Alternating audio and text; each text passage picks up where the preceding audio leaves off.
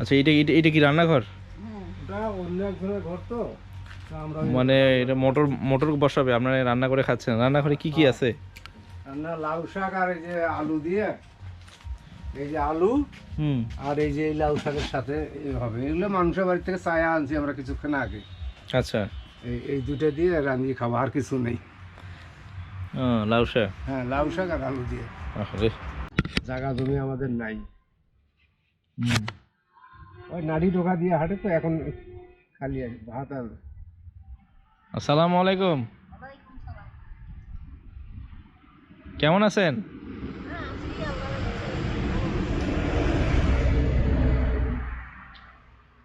আপনি যে এখানে এখানে তো আপনার অবস্থা দেখে আমি যাচ্ছিলাম রাস্তা দিয়ে।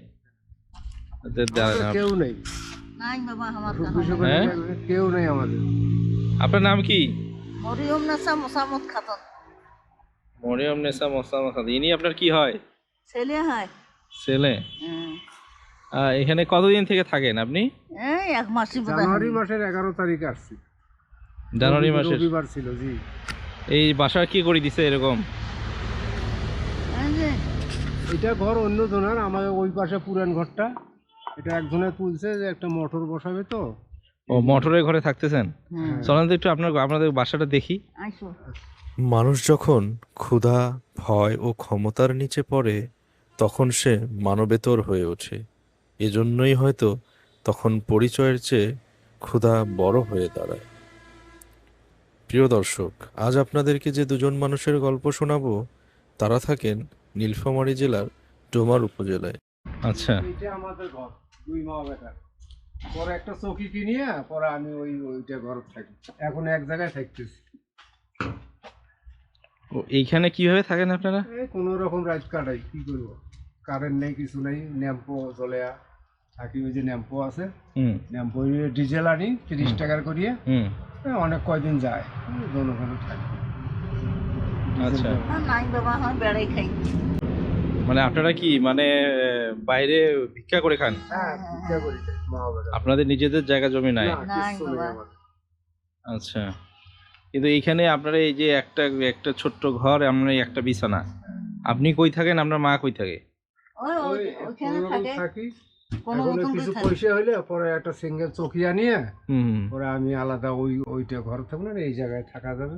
তার মানে আপনারা জানুয়ারি মাসের 20 তারিখে আসছেন? না, 11 তারিখ, 11 তারিখে রবিবার আসছে। ছিল। হ্যাঁ, আচ্ছা, 11 তারিখ রবিবার ছিল।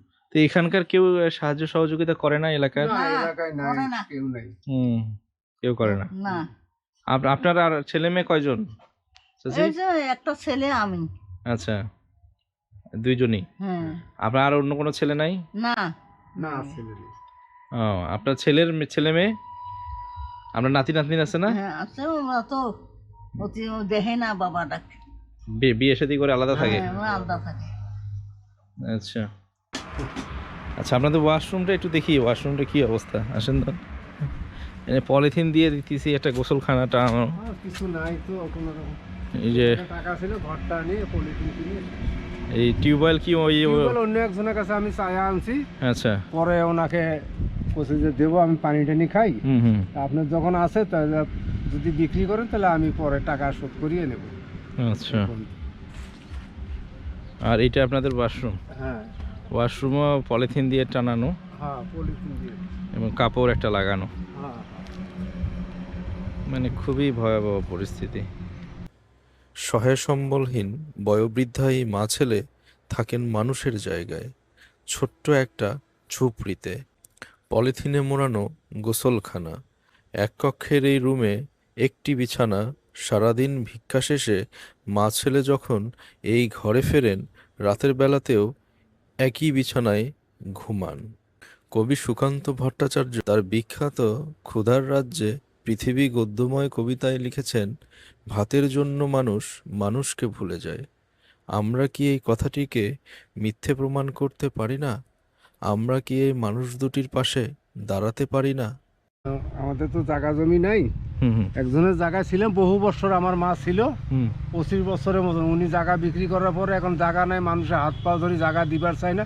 অনেক কাহিনী করি এখানে নিছি, নিয়ে কোনো রকম আসি। আবার যদি কোনো সময় কেউ যাইতে কয়, যাইতেও বাধ্য, যাবো কোথায়, জায়গা তো নাই যাওয়ার।